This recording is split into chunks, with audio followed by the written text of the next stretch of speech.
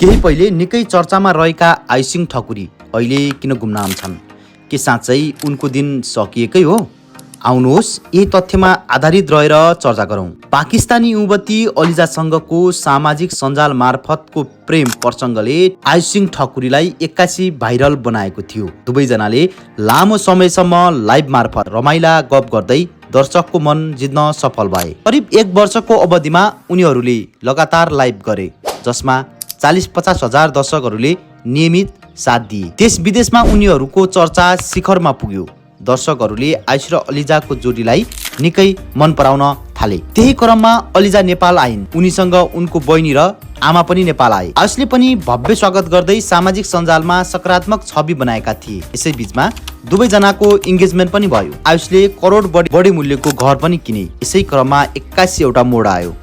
आयुषकी आमाले टिकटकमा एउटा video post गर्दै मैले छोराको लागि धेरै गरेको र छोराले मलाई माया नै नगरेको भन्ने आमाको भावुक भिडियो पछि फ्यानहरू आमातर्फ सहानुभूति देखाउँदै आयुषप्रति नकारात्मक धारणा बनाउन थाले। के भनेको छ तिम्रो बुढीले थाहा छ नि हैन?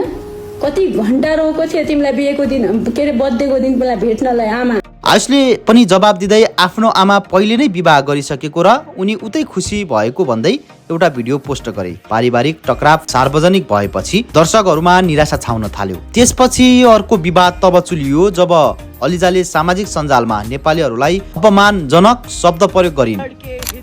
मेरो आमाले त मलाई छोडिदिनु भयो है, हजुरको कारणले गर्दा।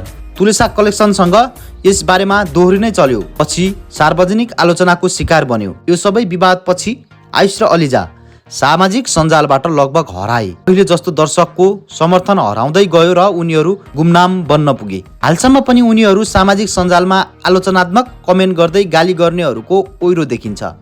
यिनै विवाद र कन्ट्रोभर्सीका कारण आयुष र अलिजा अहिले सामाजिक सञ्जालबाट अलि टाढा देखिन थालेका छन्। भिडियो कस्तो लाग्यो? जस्तो लाग्यो त्यस्तै प्रतिक्रिया दिन नभुल्नुहोला। हामी अर्को यस्तै भिडियो लिएर फेरि आउनेछौँ।